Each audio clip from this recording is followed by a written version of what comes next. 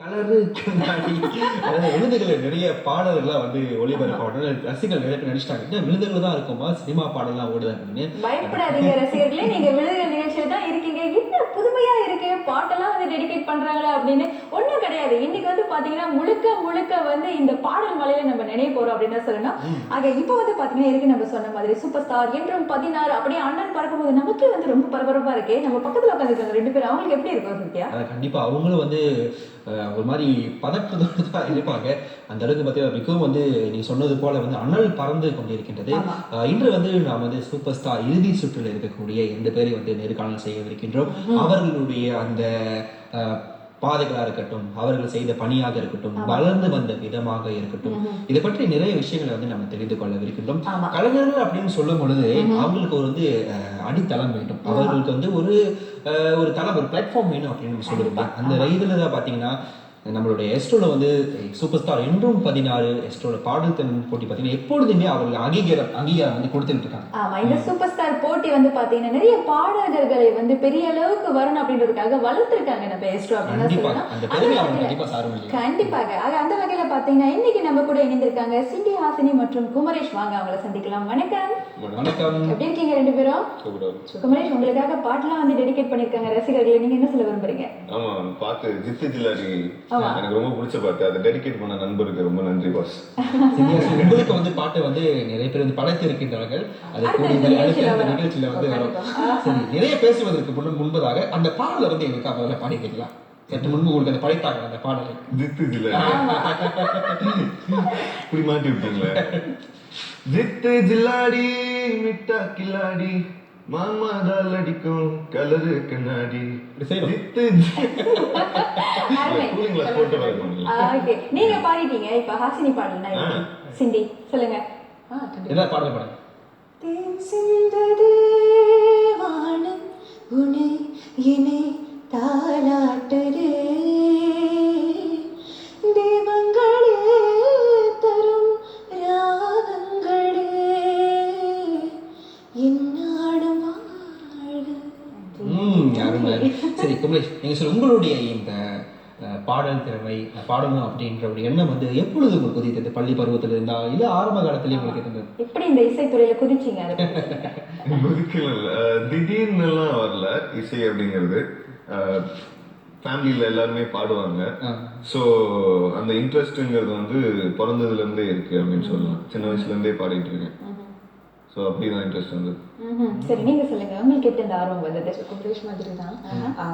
முக்கிய காரணம் பார்த்தீங்கன்னா அப்பா அப்படின்னு சொல்லுவேன். அப்பா ஒரு பேஸ் கிட்டாரிஸ்ட். ஸோ சின்ன பிள்ளையிலேருந்து பாடுற ஆர்வம் வந்து அப்பா கிட்டேருந்து வந்தது அப்படின்னு சொல்லுவேன். சரி குமரேஷ், அதாவது பாடும் இந்த திறமையாக இருக்கட்டும், அது வந்து முறையாக படிக்கணும், படித்தா தான் இன்னும் நல்லா பாட முடியும் அப்படின்னு நினைக்கிறீங்க. இயற்கையிலே வந்து கண்டிப்பாக அதற்கான ஒரு ஞானம் இருக்கட்டும் அப்படின்னு நினைக்கிறேன்.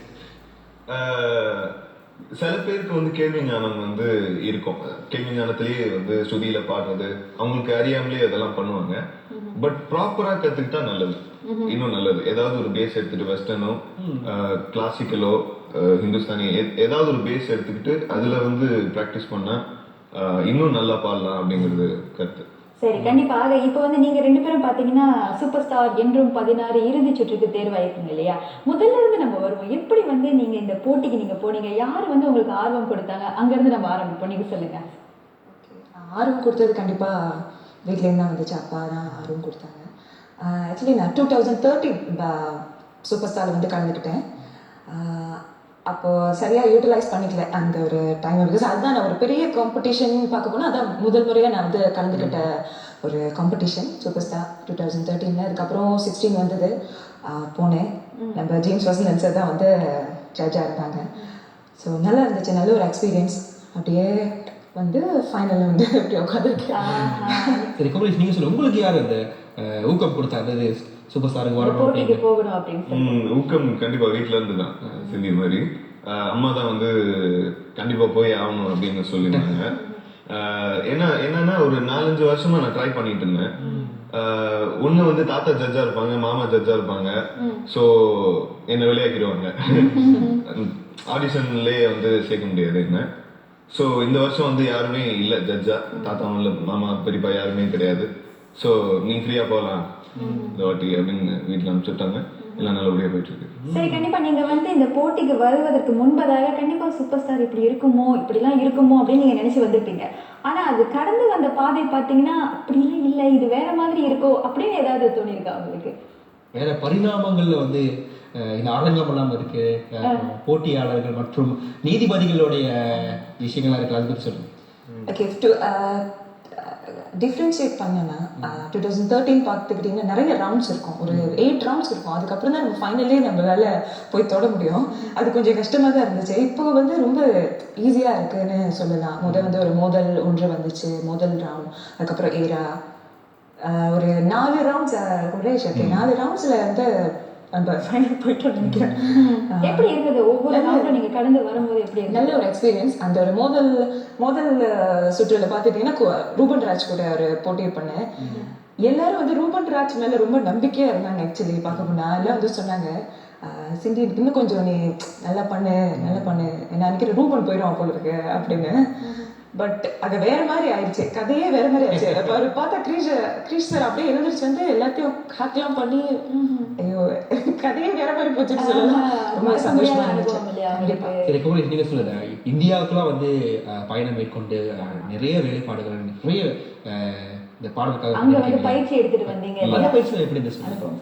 ஆமாம் ஆமாம், அங்கே கூப்பிட்டு போயிருந்தாங்க. மதுமிதா என்னோட ட்ரெயினர், ரொம்ப நல்ல ட்ரெயினர், நல்ல டிப்ஸ்லாம் கொடுத்தாங்க.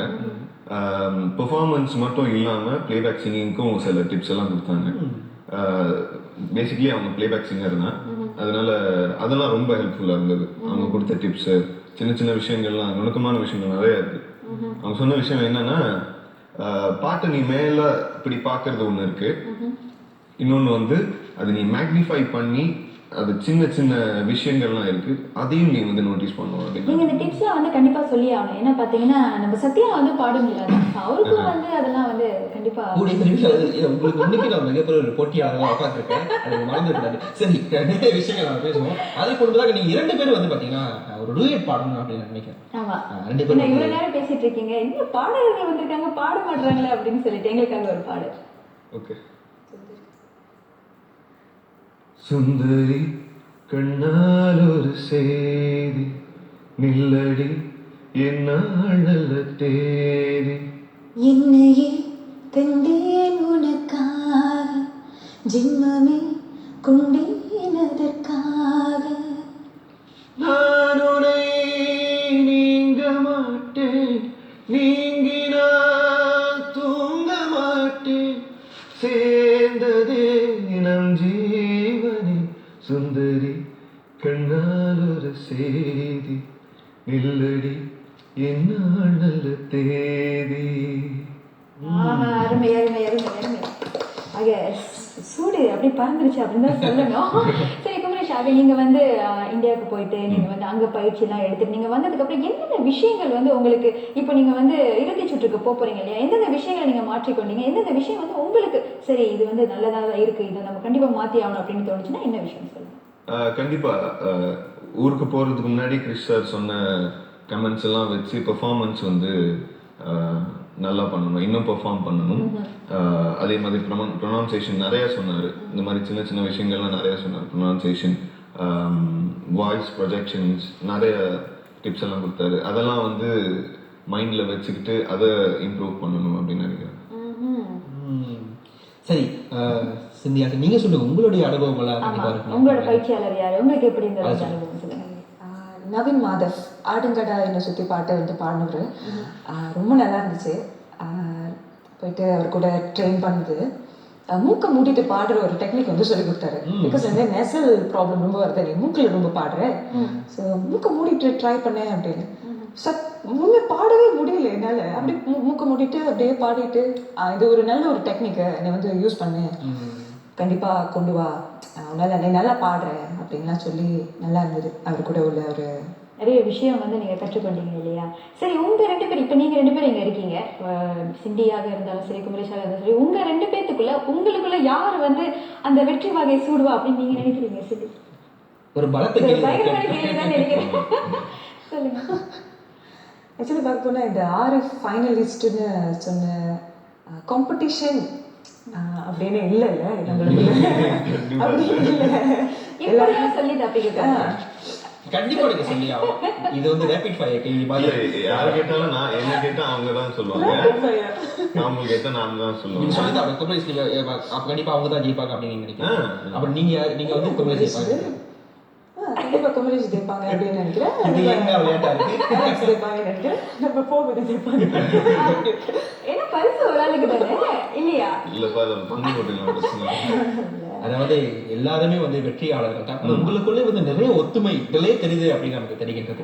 உங்களாக இருந்து நிறைய பயிற்சிகளை பெற்றிருக்கீங்க இல்லையா? இறுதி சுற்றுக்கு வந்துட்டாலே நீங்கெல்லாம் வந்து ஒரு வெற்றியாளர்கள் தான் அப்படின்னு சொல்லலாம் இல்லையா? சரி, கண்டிப்பா. சரி, அந்த வகையில வந்துட்டு இன்னொரு பாடல் எங்களுக்காக குமரேஷ். ஓகே, அப்புறம் தனி அவங்க பாட்டு சொல்லுங்க. கண்டிப்பா. ஆனாலும் இந்த மயக்கம் ஆகாது நெஞ்சே உனக்கு, போனாலும் நின்னு சிரிக்கும் ஆகாது இந்த கிறுக்கு, உனக்கு பிடிச்ச ஒரு மாதிரி உலகம் கிடக்கு அழகேரி முன்னால.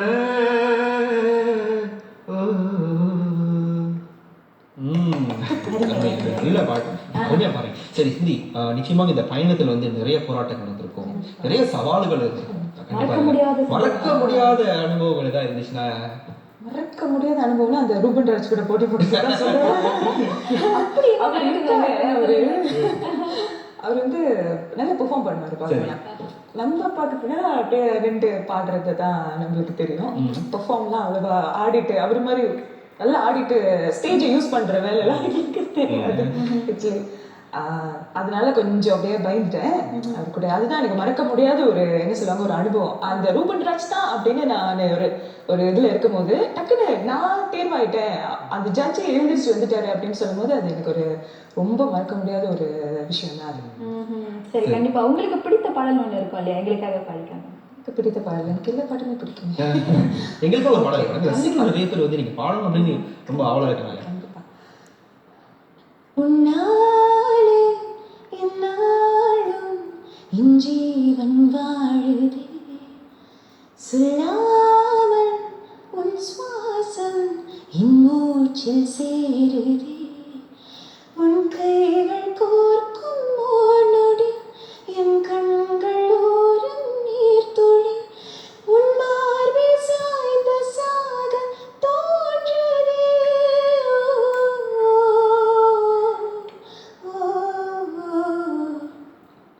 நீங்க பாடும்போது குமரேஷ் முகத்துல ஒரு கலவரம் தெரியுது எங்களுக்கு. ஒரு விதமான தயக்கமா இல்ல மகிழ்ச்சியா, மகிழ்ச்சி கலந்த ஒரு பயமா? ஒரு கலை தெரிஞ்சிருக்கும், கலவரம் என்ன ஒரு ஒத்துமை பாடல தாங்கல. குமரேஷ் வந்து இறுதி போட்டிக்கு வந்து நீங்க வந்து போக போறீங்க. கண்டிப்பா நிறைய தயார் நிலைகள்லாம் நீங்க பண்ணணும், தயாரிப்புலாம் பண்ணணும். எப்படி போயிட்டு இருக்கா சொல்லுங்க. இன்னும் ஒரு சில நாட்கள் தானே இருக்கு. நீங்க என்ன பாட்டு பாட போறீங்க முதல்ல சொல்லுங்க. ஃபைனலுக்கு வந்து அடியே அழகே அப்படின்ற ஒரு பாட்டு பாட போறேன். எங்களுக்காக ஒரு 2 வரி. அடியே அழகே ஏ அழகே அடியே, பேசாம 100 கூறு போடாத, வலியே வழியே ஏன் ஒளியே ஒளியே, நான் ஒன்னும் பூத இல்ல தூரம் ஓடாத. நான் மட்டும் நீதி மீது உட்காந்து அப்படின்னா அவருக்கு வந்து 100க்கு 100 கொடுத்து 100க்கு 100. நீங்க பாட முடியல, நீங்க எப்படி? அதாவது என்னுடைய திறமை வந்து சரி, நீங்க சொல்லுங்க. ஃபைனலுக்கு என்ன பாட்டு பாட போறீங்க? முதல் முறை நீதான் என் பொன் வசந்தம் படத்திலிருந்து எங்களுக்காக பாடுங்க. முதல் முறை பார்த்த ஞாபகம் உயிரினை தந்து போகிறாய், விழியினில் ஏனோ வாரம், மழை வரும் மாலை நேரத்தில் மனதினில் வந்து போகிறாய், விழியினில் ஏனோ ஈரம். நீதானே உங்களுக்கு நான் அளவுக்கு இவரு கொடுத்தாங்க. அந்த அளவுக்கு பாத்தீங்கன்னா எனக்கு ஒப்பிட தெரியல, அவ்வளவு சிறப்பா நீங்க பாடுறீங்க. சரி கண்டிப்பா. சரியாக கண்டிப்பா ஃபைனலுக்கு வந்து நீங்க தயார் நிலையில இருக்கீங்க. எப்படி வந்து நீங்க தயார் நிலையில இருக்கீங்க, என்னென்ன விஷயங்கள் நீங்க செஞ்சுட்டு இருக்கீங்க, இன்னும் ஒரு சில நாட்கள் தான் இருக்கு. என்ன சாப்பிடும்போது ரொம்ப கவனமா இருப்பீங்க, கண்டிப்பா தெரியும். அது இந்த சாப்பாடு தான் தேர்ந்தெடுத்து சாப்பிடணும் அப்படி என்ன இருக்கும், ரொம்ப கவனமா இருப்பீங்க எனக்கு தெரியும். அந்த பகிர்ந்து கொள்ளுங்க. அந்த மாதிரி கோல்ட் ட்ரிங்க்ஸ் இதெல்லாம் குடிக்க கூடாது, சரி, அந்த மாதிரி ரெஸ்ட்ரிக்ஷன் எல்லாம் வீட்டுல இருக்கு. ஸ்பைசி இந்த மாதிரி காலையில வந்து கூப்பிடக்கூடாது அப்படி சொல்றீங்களா? கொஞ்சம் லேட்டா கூப்பிட அப்படி சொல்றீங்களா? அந்த மாதிரி ஃபுட் ரெஸ்ட்ரிக்ஷன்லாம் கொஞ்சம் இருக்கு, அவ்வளவுதான். அண்ட் ட்ரைனிங் மனசுல வச்சுட்டு, ட்ரைனர்ஸ் என்ன சொன்னாங்களோ அதெல்லாம் மனசுல வச்சுட்டு வீட்லயே பிராக்டிஸ் பண்றது. நல்ல உறக்கம் இருக்கா? நல்லா தூங்குறீங்களா? இல்ல தூங்கும்போது கனவுலாம் வருதா? தூக்கமே வர முடியாது. நீங்க என்ன பண்ணுங்க, இதுக்கு மேல ஏதாவது டவுட் இருந்துச்சுன்னா நீங்க சத்யாக்கு நினைச்சிட்டீங்கன்னா சிறந்த விளைவுங்க. சரி கண்டிப்பாக வந்து இறுதி சுற்றுக்கு வந்து நீங்க வந்திருக்கீங்க. நீங்க எல்லாருமே வந்து வெற்றியாளர்கள் தான். கண்டிப்பா வந்து இந்த போட்டியில வந்து நீங்க நல்ல சிறப்பா பாடி மக்கள் மத்தியில வந்து பெரிய அளவுக்கு நீங்க வந்து பெரிய பேரும் புகழும் நீங்க வாங்கணும் அப்படின்னு சொல்லிட்டு விழுதுகள் சார்பாக வாழ்த்துக்கள் நாங்கள் தெரிவித்துக் கொள்கின்றோம். வந்தமைக்கு நன்றி. ரொம்ப நன்றி. எங்க விழுதுகள் டீம் எங்களை கூப்பிட்டதுக்கு ரொம்ப ரொம்ப தேங்க்ஸ் சொல்லிக்கிறோம். நன்றி நன்றி, வாழ்த்துக்கள். சரி, இதே போலதான் பாத்தீங்கன்னா நம்மளுடைய இறுதி சுற்று போட்டியாளர்களாம் விழுதுகள் வந்து பலம் வர இருக்கின்றன. அவர்களுடைய அனுபவங்கள், அவர்கள் கடந்து வந்த பாதைகள், சுவையான பாதைகள், கசப்பான பாதைகள், அப்புறம் நிறைய இருக்கும் இல்லையா, அது போல நிறைய விஷயங்களை பகிர்ந்து கொள்ள இருக்காங்க. அதே நேரத்துல நல்ல நல்ல பாடலாம் பாத்தீங்கன்னா என் முன்னே பாட போறாங்கன்னா பாத்தீங்களேன். சத்யா தயவு செஞ்சு அடுத்த வருஷம் போட்டிக்கு நீங்க போயிருங்க சத்யா. ஏன்னா நீங்க எப்படி பாடுறீங்கன்னு சொல்லிட்டு உலகமே வந்து பாக்கணும் அப்படின்னு ஆசைப்படுறேன். அதாவது என்றும் 16 சொல்லிட்டாங்க. ஆனா எனக்கு வந்து எனக்கு 16 56 சொல்லணுமோ மாத்தணுமோ நம்ம அடுத்த ரசிகர்களே, உங்களுக்காக ஒரு சிறிய இடைவேளை.